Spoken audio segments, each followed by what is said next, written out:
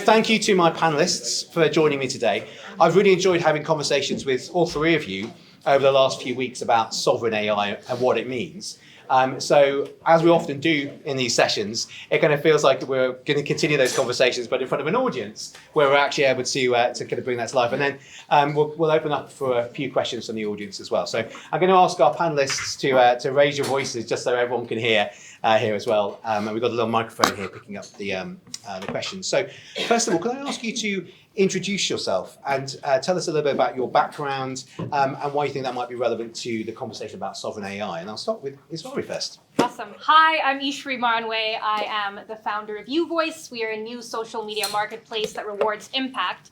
And my background is as a Silicon Valley entrepreneur. I'm born and raised in Silicon Valley.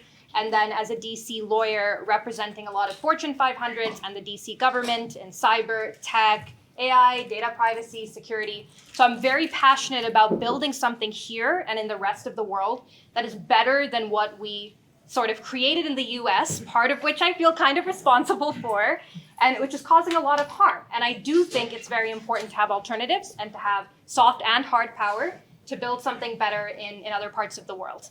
I also do have a technical background as a coder, a machine learning coder, and AI ethicist and consultant. I've worked in particle physics, then became an attorney, and now I'm sort of accidentally in startups. So absolute pleasure to be here. I've been blown away by the work UKAI is doing. It's very much an honor. Thank you. And James. Brilliant. Good evening, everybody. My name's James Milnes. I don't have as good a background as there. So my background is 30 odd years of military service. So dealing with chemical, biological, radiological, and nuclear issues for the UK and NATO. I learned from that experience about actually how you can't rely on partners. You've got to rely on yourself. You've got to be able to do things yourself. You know, from a medical perspective, first aid is laugh at somebody when they're injured. The second bit is self-aid. You've got to look after yourself. And more importantly, if you're going into a problem, you've got to be able to get yourself out of that problem and look after yourself. So as part of my AI journey, my son, bless him, went to Durham University, got a master's in AI. I asked him if he could help me do something. He said, yes, of course I can, but I'm going to charge you 20%. At that point, I thought, hang on a second, I've done something wrong here. So essentially, I then relearned how to do AI properly from an operator's perspective in order that I could actually be in control of what I was doing, how I was doing it, what it was doing for me, and what that meant. I used my military experience, and believe it or not, that maps directly into how you can operate and command and run AI from a command, audit, and just making it work for you perspective. So I founded Mission Ops AI, which is my company, and it mapped directly into this sovereign argument we're going at the moment. How do you look after yourself and the nation at a national security level in order that actually you can protect yourselves from all the other issues that are floating around? So I'm not a techie person, but I've learned by hard graft and being an idiot, and it sort of worked, which is quite good. I think that where we're going and the work that Tim and the team have been doing is fantastic. I met this lady today, and some of the stuff we've been saying, oh my goodness, you need to listen to her from a legal perspective. So forget what platforms, whatever you're doing, it's all about the laws, which are really important. And then I met this chap here who's going to speak in a minute, and again, an amazing background and a capability that's going. But what it means is that everybody here is a key part of the future of what we're going to be doing and how we're going to be doing it from a national security perspective. And the question that I put to you guys is, are you a national security risk? And that's the question you've got to ask yourselves because of the laws and the regulations that the US have imposed. Fantastic, by the way. I was the honorary commander of the US Special Forces in the UK, so they're my best mates. I love them to bits.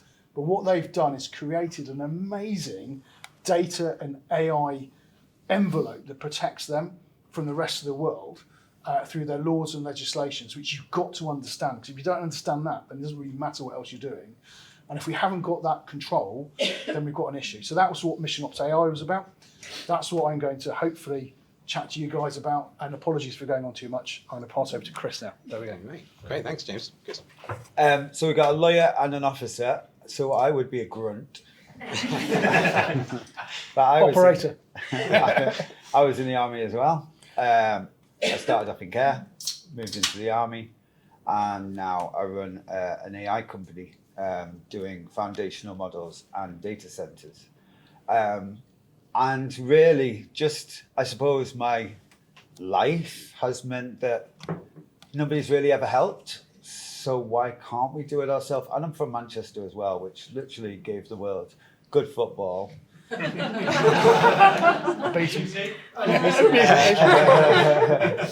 world good football. I'm going to stick with it. But also, the first computer, it's called Baby, is actually in the entrance to our office in the Alan Turing Institute. And then there's AI as well, which I know there's about 15 people that say they're the godfathers, but I'm going to go with the one that actually cracked Enigma using a version of it. So yeah, I think sovereignty for me is just like, why the hell not? Why we gave the world the internet, the computer, the chip, pretty much everything else that's good. So why shouldn't we take a bit of it back and show them how to use it properly? And the founding fathers left from Harwich, just saying. West of America. Brilliant. Well, we'll let you have that Manchester United reference there, because this is UKAI after all. Manchester City. Oh, no!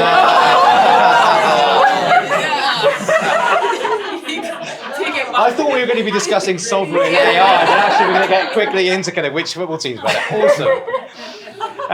Chris, while I've got you up there, oh no, you're never going to forgive me for that now, are you? Can you just explain a little bit about what you built with Mother? Because you explained it the other day when we were up in Manchester, and it's fascinating. I think it would be really interesting to hear the story about kind of why you built it, but also how you built it. So, I had a really good debate. I don't know where he is. He's somewhere here. But I had a really good debate outside, because I'll just challenge stuff if it doesn't make sense, So being told that it costs 100 billion quid to build an AI model just didn't make sense. So I had to go at building a 7 billion parameter model from scratch, no fine tuning from the first line of code myself, just using a Nano DGX box, and it worked. So I started with a 1.5 billion parameter one, then I went to, I think it was like 3 billion parameter, and then 7 billion parameter, and then I put it on Hugging Face. Now we've got quite a few, and we've moved into a world model, and we're going to stick it in a humanoid. But I think I've always had, I was in the rail signals, so I've always had an interest in tech. I think I made my first version of Mother when I was about 8 or 9 on a Commodore 64. I loved it. I made some excellent games on that, but they gave you epilepsy. But yeah, so I had to go at doing it, and I charted it, and I shouted about it, and then I got hammered by the press saying I was full of crap. So I did a little bit of a demonstration in Manchester to say, well, this is how I did it. Oh, and here she is as well. And have a go, download her and use her. But I just think, if you know anything about AI, it's not about putting all the data of the world inside the model. There's things like RAG memory, and there's lots of other ways that you can get it to order its own answer and to come, the model is just a predictor. It's just, what is the next token? And if you've got 7 billion parameters, then actually it can know a lot more than 7 billion things, because one of them parameters can be an algorithm of its own, It could be like, how can I say it? Like calculation. That's actually it's probably 3 parameters, X plus Y. So 3 parameters, but then there's infinite answers that could come from that. So it's sort of like, why do we need to have 1 trillion? And the Chinese as well, we might have been thinking that they've been sticking chips in everything, but actually they've been smashing it in the AI race, because they've been building amazing models on nothing. We won't sell them GPUs because somebody decided that wasn't right. But so yeah, I don't know if I explained it very well. Ask me a better question. He's not going to forgive me for that Hogging Man City, Man United thing. Still reeling. Good question. Really? Yeah. In fact, you thought I was United. That's only for people outside Manchester. Oh. And James, bringing you in quickly to come away from Chris, what was the reason why you think that we needed to actually kind of build sovereign AI capability in the UK? So for me, I don't like being owned, right? So I joined the military and I was owned. I left the military and I wasn't owned. And actually, when you're owned, then that is a big problem. If you know, and what I've tried to explain to people is that if you don't own the legislation and the rules and the way in which that you operate, then you can't control it, right? So let's take a bank, for example. Everyone can have an account in a bank, but if you don't control the bank and how those rules work, then you've got no control really over your money and how that works. And with AI at the moment, and going back to the points earlier, we've given the world everything we need. It's gone into America. America's made it awesome because they've got the money to do it. It's then come back out into the world. Actually, we now need to control it. And the US has controlled data and it's controlled AI. And in the March legislation, they've made it a national security directive that they will use AI and data to control and leverage against national interests. Well, what does that mean? Well, if you're running on OpenAI, Anthropic, or any US owned or hosted platform, if your VCs are from the US, the administration can compel those companies to give all your data and everything to the US administration or to whoever it is to control, to understand what you're doing. More importantly, imagine the US, so all those companies have also signed up to the Pentagon now. So Pentagon's got everyone apart from Anthropic. And number one priority is US defense, and that's national defense, right? So if we want to go into, if we don't want to go into Straits of Hormuz, and our friend over there says, well, actually, I think you are going to go into Straits of Hormuz, and we're now going to get all of those providers to dial down the ability for those countries who are not supporting us to actually make their AI work, or their data work, or they find out a reason why somebody got really cross they weren't told that their ambassador to that country actually failed his DV clearance.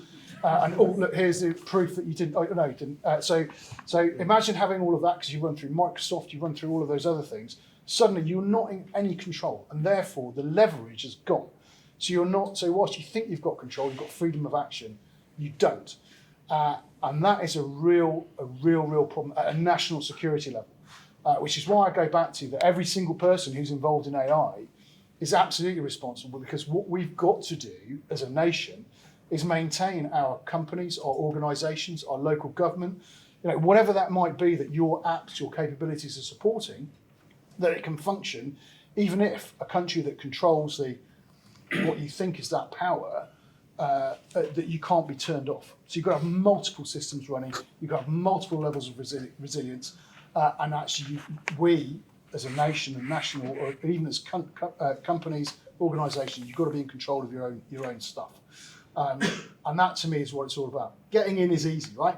You can jump out of the back of an aeroplane, you can skydive into the bottom, you can go and do whatever you need to. Getting out and getting home safely is a real problem. And where we are now is that we're skydiving into that AI world, right? But if somebody wants to control us and is not going to let us out because they've got control and leverage over the laws and responsibility, it goes without saying that we've got a real challenge. And do you know what? I've probably crucified myself commercially by sticking to the sovereign line, because what we created in our little organisation over in the States, they'd love it. But actually, for me, it's the wrong thing to do. And at least I can lie my head on my pillow poor. It won't be a very thick pillow.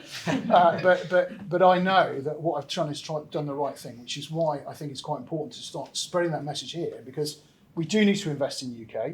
We do need to invest in our people, our organisation, and absolutely what we are about. And yes, the UK did own most of the world. I think we've seen some maps of UK flags pretty much everywhere.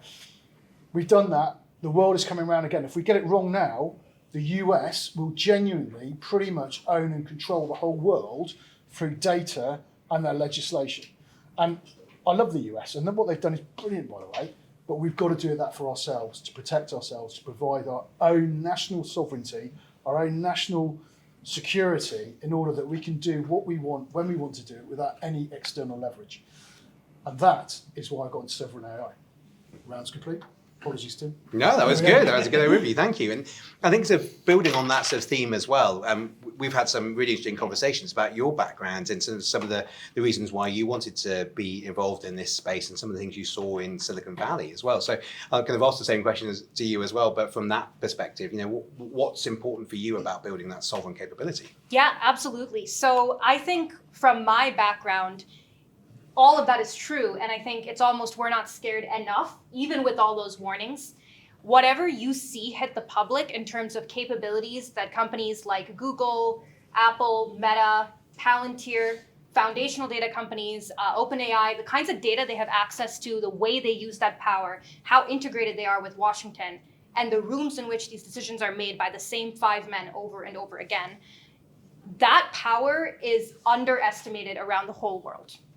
And a large part of it is because intentionally, the data that's used to make those models is kept secret. The way those decisions are made are kept secret. The people in the room are often kept secret. People think those decisions are happening on the floor of Congress, but they've been made 2 weeks before. So for me, a large part of sovereign AI is creating the kind of power globally to actually provide a third opportunity against the US and China. And I care a lot about this because in the United States, we have a very capitalist, money-driven objective with these companies. People like Sam Altman have gone publicly and said things like, yes, AI is probably going to destroy the world. I think it's going to destroy the world, but we're going to have great companies in the meantime. Our company's going to make a ton of money. I'm building a bunker in New Zealand. I'm going to be fine. And in Silicon Valley, that's very much the culture. Like, people will brag about how much evil they can do and get away with as a show of power. The companies I've worked with and represented, many of them brag about how they can ignore legislation or bribe judges or whatever it is so that they don't have to necessarily follow the law, or they're convincing the public to vote for laws that are against their own interests.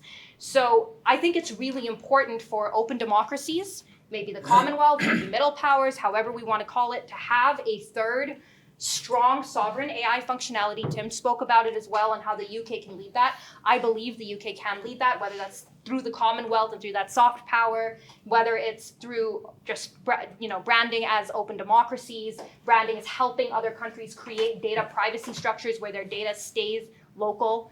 I do think the UK can set those standards and help the rest of the world create an alternative. And the reason I also think sovereign AI requires this coalition of other powers is because these companies have so much power today that they have more power than most world governments put together.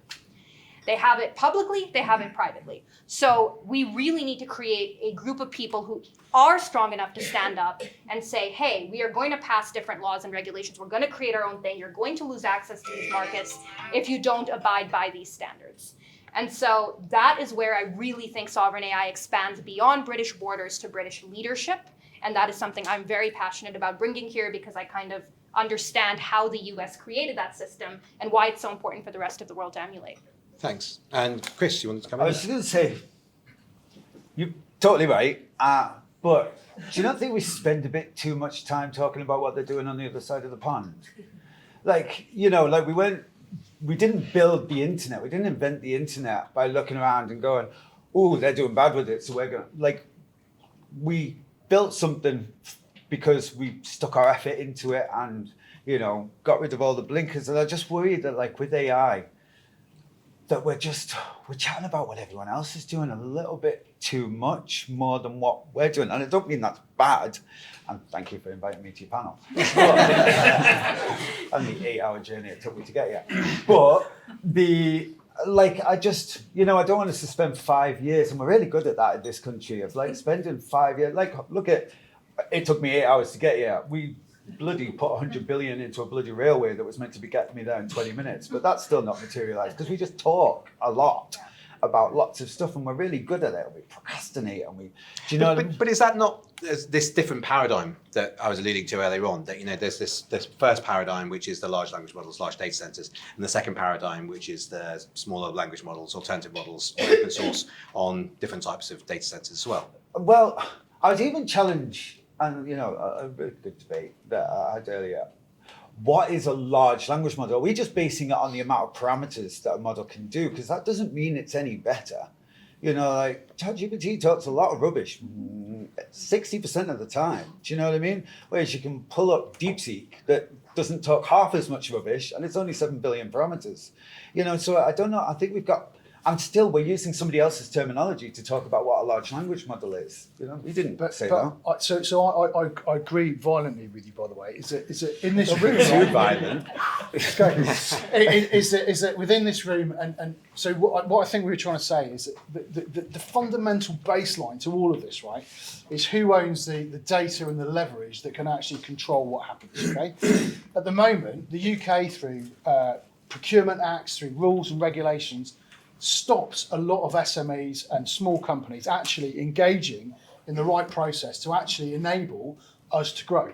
I've had lots of conversations with lots of really, really clever, really, really intelligent people that, you know, took all my hair off my head. You know, there's Paul here, there's people who've done all sorts of things around the world that can't break into the commercial runnings, if you like, because we're too frightened as the UK, as a organisationally, to actually accept some risk, right?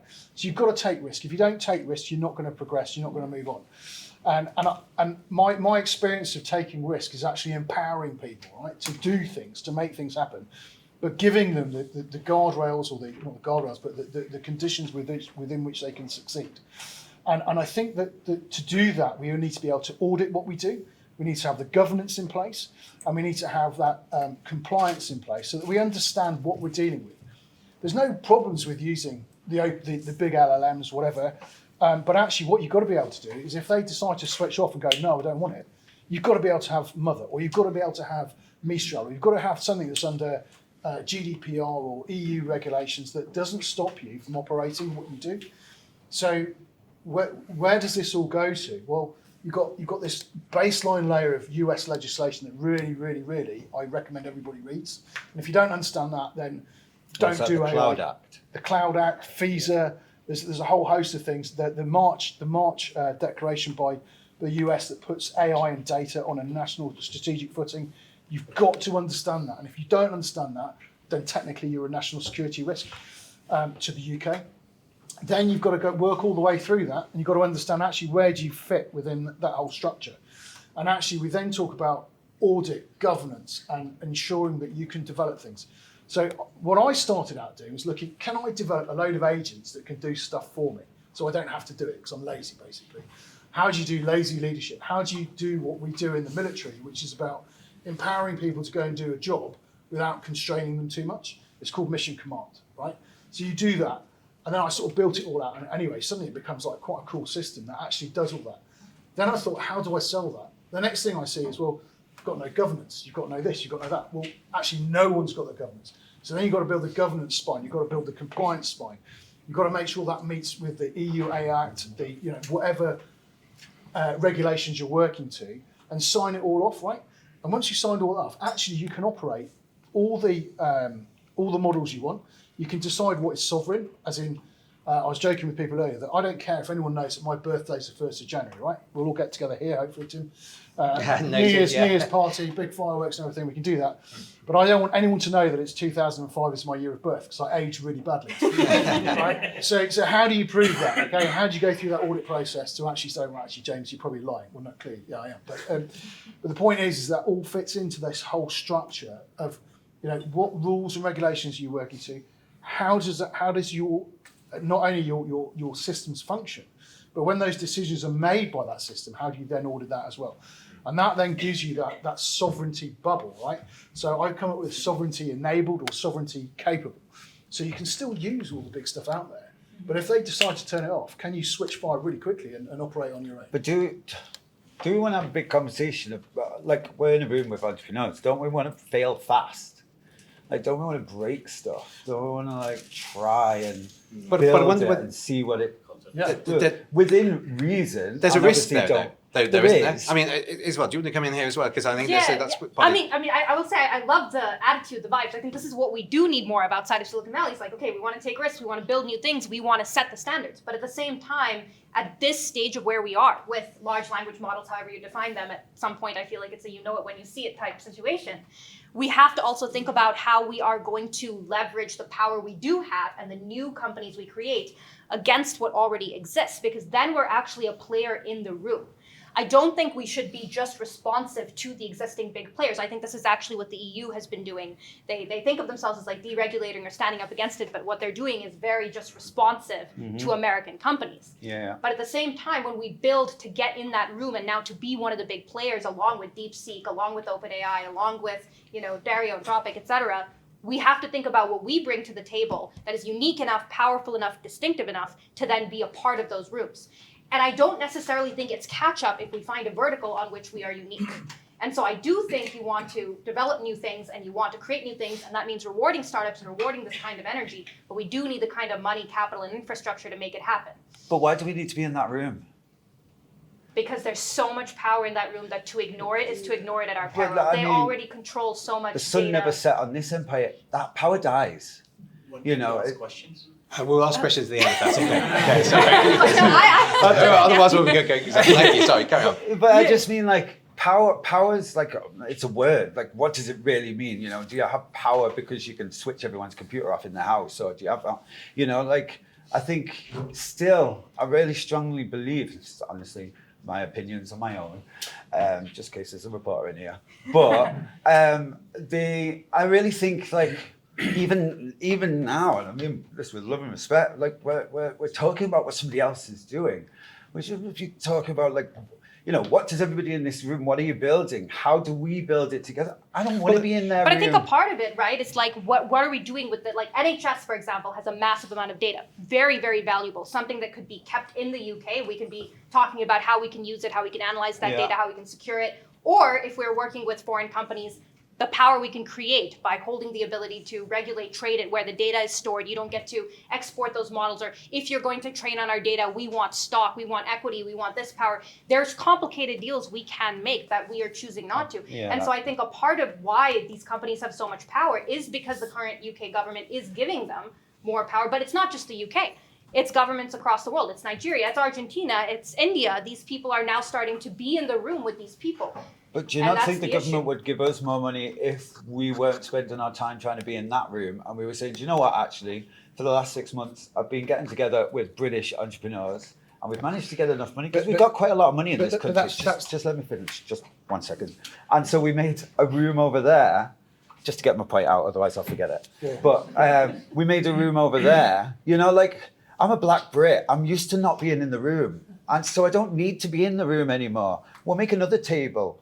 And, you know, it might not be as big and it might not be as rich, but we'll do some good shit with our table. And actually, sometimes it does become just as big because ARM, you know, all the chips that they're using over there, all the blueprints are held by a British company, even though we did sell it to SoftBank.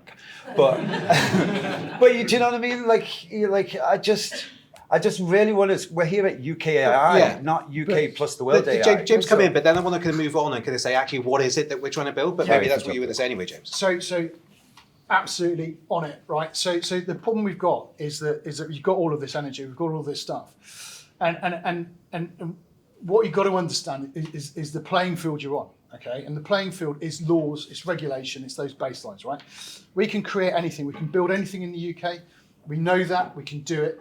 The government, right, or whoever it is up there, they are risk averse at every single level. They're risk averse. So until you've built something, proven it, and made it happen, then it becomes really difficult to challenge that. I built up a little company many years ago, and I struggled. I got one client, right, which was the London Underground. Took the company from 9 million to 350 million almost overnight, right? And then the CEO found out he was lying about something, so it all fell apart. The point is that you've got to be able to prove yourself in that ground. And when you come to UK procurement, when you come to all those other problems in there, the message that we've got to send from the UK and from UKAI back into government, back into town, is that you've got to take risk on these people. You've got to be able to take risk on it. I was at a meeting at MOD this afternoon talking about this very issue, and they're so confused within their own environments, from political level, from a funding level, you know, from all sorts of levels. They don't really know which way to go. And the safest route is just to go US, because that's proven, it's known. But, and I raised a paper on this, if we're not careful, we are going to be the 51st state by default, right? And we have no voting rights in that. We've got no control over that. And all of our data, all of our control, all of the leverage has gone. We can stand it up. We can absolutely do what Chris is talking about, because that's what the UK has done. You can lead it into the rest of the world. I've been dealing with India. They've gone sovereign. There's a lot of Asian countries that are going sovereign. They're pushing really hard not to have any influence from the US, from China, from Russia, wherever it might be. But they've made that as a national decision. Until it's made as a national decision, we are all going to be struggling, fighting against that piece. So what you've then got to do is put a structure in place that enables sovereign, So when you can turn it off, when the world does wake up to the fact, shit, we really cocked this up, we can actually switch over really quickly, which is why you need that governance spine in there. Well, governance, I wanted to come to that because it's really interesting in what you're both sort of saying around risk. And I agree, a lot of entrepreneurs in the room here will be agreeing that taking risks, failing fast, all of that is great.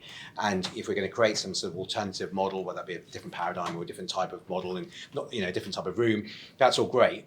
But governance is critical, and it is well when you bring in here as well, because you spend a lot of time thinking about governance and thinking about regulation, thinking about the legal aspects of how all these things work. How important is it to have that governance structure in, even if we're going to build our own sovereign AI stack here in the UK? Yep, I think it's a critical piece. I actually think it is one of the 4 or 5 big pieces that I think the UK has to get right early, because a part of it is if you think about the power of the potential legal and regulate, like legislation or regulatory changes you can make. The power of that potential to shift company behavior is huge.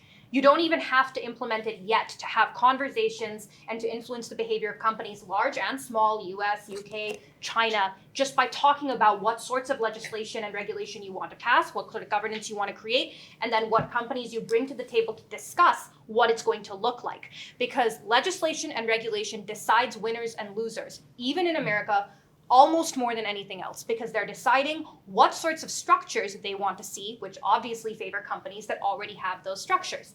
They decide what sort of laws they're going to enforce and against whom. That decides winners and losers. A big thing in the United States, beyond just looking at what is on paper in the law, is also what judges enforce, which districts enforce it, what districts people bring patent suits in, who those judges are, who pays for those judges' second homes. So this is how it works in the United States. Now here, luckily, I see a lot less corruption. People really want to do the right thing. It's awesome. How do we create laws and regulations that protect British businesses, that reward entrepreneurs like yourself? Maybe it's that we aren't allowing our data to be exported overseas. So now we have to find UK businesses to store our data. Maybe it's we require a certain percentage of companies and AI and a certain percentage of the stack every company uses has to be based in Britain or in one of the countries that we align with. Maybe a part of it is that we are investing a certain amount of money. So the Small Business Research Initiative and the DoD, the way they work with small businesses in the United States, incredible amount of funds, money, regulatory support, legal support, that kind of thing in the UK to support British businesses will again spur innovation. The problem that we face is kind of what you were talking about as well, which is the government is very risk averse. They're like, well, what if you make a mistake? You spoke about this in your opening remarks as well. What if we make a mistake? What if things don't work out? So we're going to go with a big model. But then you're never going to have smaller companies thrive and succeed. And so you have to actually fix the incentive structure in government, in the legislative bodies, when you have a dedicated minister, a dedicated team, dedicated funding, where they're measuring success based on how many dollars stay in the UK. They're measuring KPIs based on the growth of British companies. They change the incentives. You get more money, more awards. The minister gets promoted. However you end up structuring it, right? You're changing the KPIs to actually measure the successes you want to see. Right now, if the KPIs are just over punishing mistakes and thus incentivizing, relying on existing large companies, and they are not focusing on the risks that it poses exporting all this data or working with American companies, then you're measuring for the wrong results and you're passing the wrong sort of laws and regulations. Yeah, thank you. I think that's a really important point there about what the KPIs are that we're going to actually, the government's going to use to be able to evaluate this. It's very good at being able to set out some big programs, some new initiatives, some new departments, but actually how are they going to measure the success? And I think that's been a big gap in the plans they've put so far. I'm going to put one more question to the panel, and then I know the audience are raring to get involved and bring some questions in. We already had some kind of flow out already. But in terms of how do we fund this? So, a lot of businesses here, we've got a range of business here, but some businesses here will be thinking about, I've got an idea, I've got a business which is scaling out, I can be part of that sovereign AI stack, but I need to get it funded. And that's often the challenge. So wanted to come to all of you and to get your thoughts on how do we actually make it happen? How do we get it funding? I'll start with Chris. All right, so obviously we all know by now, Chris says what's the opposite to everyone else. So I don't need the government to help me fund. I know I've been getting blasted in the press about whether data centres are complete yet or not, and they're not fully complete yet, but they will be soon. it probably has cost about 240 million to do our Dundee data centre. It's 4 data centres in 10 acres of land. I don't need the government to help me with that. I don't really need investors. I didn't need investors to raise the money. All I need is people to get out of the way and stop making it harder. So, and I won't just say that and leave it as a soundbite. Let me tell you how I raised the money to do Dundee, all right? So there's been a lot of hum and hawing in the press of whether Dundee, like, he didn't raise the money, we can't find where he raised the money, so he must be full of shit. I didn't raise the money. So there's a thing called residual value, yeah? So when you buy something and it costs 100 quid today, you can sell that residual value in 2 years' time, and the residual value might be 42% of what you bought it for today. So I bought 5,000 GPUs, but I hadn't bought them yet, but I sold the residual value of the GPUs to a company in Denmark for 42% of what I was buying. So now I've already raised 42%. So after 270 million, I've already raised 100 odd million. Then I went and said, okay, so now all I need is a client, because now I can show to the client, well, I've got 42% of the down payment already. So do you want to use these B300s for the next 3 years? Cool. Do you mind paying 20% down on the cost? So I was selling them at what? $3.70 an hour. You know, so $3.70 times it by 760 hours. And then, so that's that would be a month with it. Then you've got 5,000 of them. So now you're talking about what? About 27 million a month? Do you mind paying 20% down on that? Yeah, absolutely, because I don't have the capex of the 270 million. So I'll pay you 20% down a month. So now I've got 2/3 of the cost of the GPUs before I've actually even spent any money on the GPUs. And then I just went to Lenovo, went to Nvidia, and to a few others and said, okay, I've got 2/3 of the cost. Can you help me with the rest? Or can I do the payments so that you put some into my data center, I'll make some money, I'll pay you some, and then, do you know what I mean? And what I actually did as well was the building right next to it, which I didn't have enough money to put thingies in, but I had about 8 megawatts of power left over in the land that I bought. I sold that to somebody else just as a rental, and that gives you 1.7 million a month, because they'll pay you £120 per kilowatt per month, and you rent it out 5 megawatts. That's what, 1.6, I don't know, what is it? About 900,000 a month. So now I've just made the 270 million to stick it in. I didn't need an investor. Well done, mate. That's pretty impressive. Do you know what I mean? But people have been doing that for ages. It's just, you know, talking about rooms. We weren't in the room where they all do that. Like, you know, ChatGPT has not spent 200 billion. They have sold residual values and done little deals and all of that. You know, Anthropic, they haven't, you know? So we can do it. And actually, there's a square mile over there that has its own government and actually its own and more money goes through that square mile than any other place on earth, mostly Russian. But but you know what I mean? Like, we are good at that. That's the thing we do. We make money from and so so like we can do it. So it just took a little bit, and yes, okay, I might get a little bit of bad press if people are like, well, if we can't find the investor, then how is he doing it? I've just told you how I'm doing it, you know? So please write your next article about that. But, do you know what I mean? Like, I think for too long we've been, like, waiting. Okay, I can only say it how it is in my head, and I apologize. But I feel like we're always waiting for a handout from someone else, someone to give us permission to do it, someone to make it a little bit easier for us by giving us an investment. We can go and do it. Like, you know, we were here 3,000 years before that. Yeah. You know? Chris, I agree. I built something right off out of nothing. Okay, because I thought, can I do it? If I'd gone to a VC, right, to ask can I build an AI model that does mission command, right? So you can have autonomous actions on the ground that's commanded, controlled, auditable all the way up. And they said, well, who are you, James? And I said, well, do you know what? I'm a colonel from the British military. I understand command. Well, what technical background have you got? You a colonel? Yeah, should I do that? And I said, well, I've got no. Behave yourself now. I've got, now be quiet. So I've got no technical background. I've got no. I would not have been funded, right? Definitely not. Not in a million years. So I set out and said, well, I can do this. I can build it, and I've done it. So I sat and built it, and I've done it. I now go out to investors, right, and they go, well, you can't have built it. Well, no, I have built it. And they say the same, Chris, I said the same. you've got to go out and you've got to go and demonstrate that what you've built actually flipping works, and it does it. I had a chat with Paul, software ninja from before computers ever existed, and has been coding from the beginning, right? So I said, well, I feel I've cheated the system. What I've done is I've used the tools that the system's enabled and actually thought about how you can use those differently in order to generate the end effect or the objective that you're trying to achieve. Right, so I'm not saying that I'm sort of done the 42% beat yet, but tomorrow morning I'll be a millionaire. But the point is that you can't necessarily wait for a handout. You've got to go and stick it to the man, as it were. Get involved and get it sorted. Fix the problems. The issue then does come down to, where's the lady from advertising? I know you've done advertising. I was chatting to earlier. There we go, the advertising lady here. So you've got to go out to market. How do you get to market properly? How do you make it acceptable or amenable to people? And what you need to do, and what I'm hoping that UKAI is going to do from a sovereign perspective, is start driving that messaging across the UK into government, into organisations, into everywhere, that actually do what the EU's just done.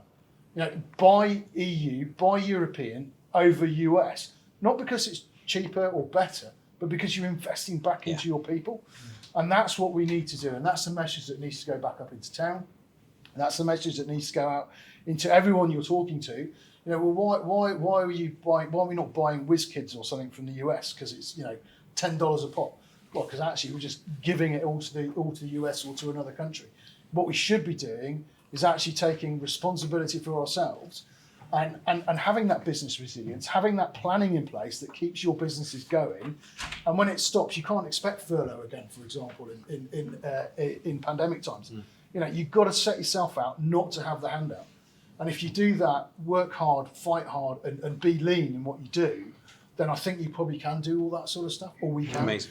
But you do need to have a bit of top cover, Tim. Yeah. It's all your fault now. Yeah. With the fast jets coming in, providing the air cover. Yeah. So we need all of that, and that's where I see that UKAI can really bring this together. And that's what we're trying to do with together, right? We need everyone here and everyone across the country, and you getting involved in UKAI to help us shape that. With the weight of everyone together, we can put the weight on the government then to buy British and actually mean it rather than just being a soundbite.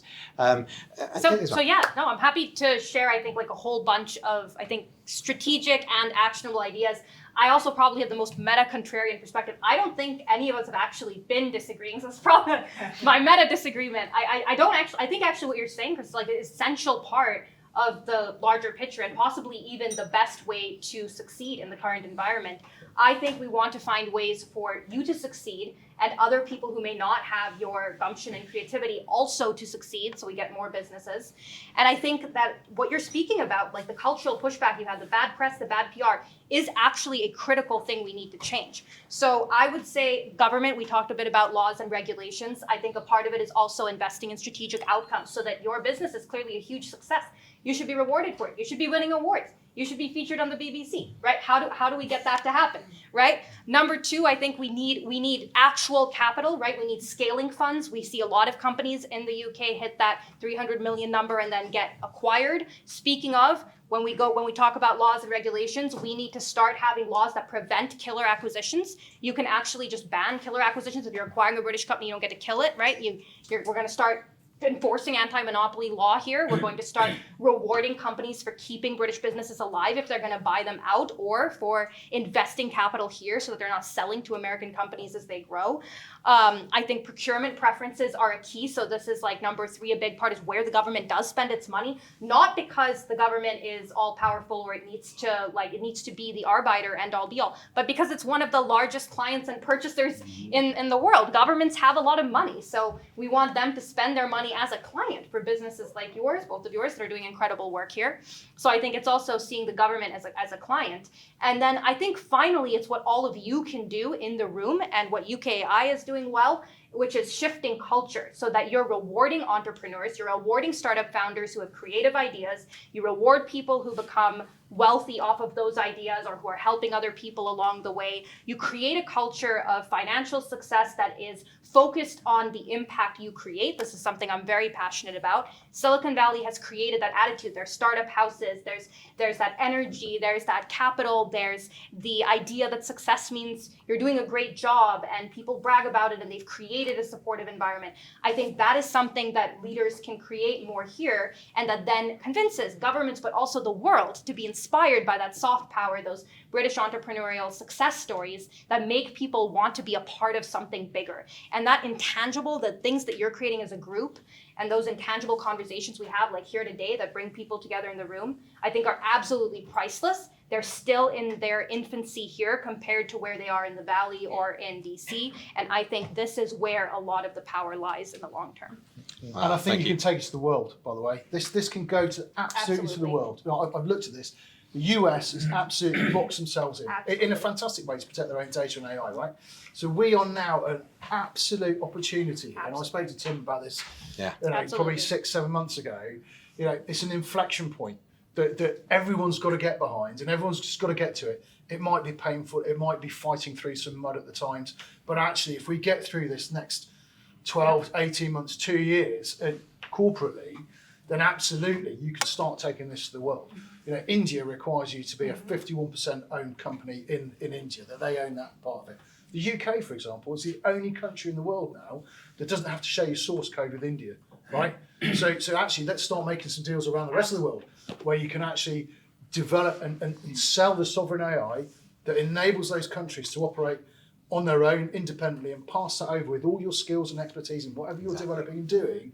And actually, you can stand there and you can just let it go. Exactly. And let the world fly. There's a demand for it. I think you're right. The time is now, and there is that demand. The other countries around the world are waking up to the same challenges. Manchester's doing it well. No. United or City. No. But like Manchester is doing it well. Like Manchester's got what? Its economy's growing 3 times faster than the rest of the UK. Like Manchester's bouncing right now. I know I'm biased and I'm not talking about football, but like honestly, you know, like all the things you've just been saying then about like bigging people up and wanting to help rather than, so what are you doing? So I can take you out in the next, you know, like. I would go a step farther as well. I would say the US is no longer the leader of the free world and the UK can be. And this is the kind of thing that creates the opportunity. Look what happened last way. Let's not. But I do think it's not the leader of the free world, and the UK has a chance to rebrand. Still has a lot of soft power. I think this is an opportunity. No, I think that's a really important point to make actually, because you know we often think that leadership means leadership like the empire was led, but actually leadership free world. Yeah. Emphasis on that. I'm really keen. I mean, haven't they been great, ladies and gentlemen? I've really enjoyed just listening to them. Yeah.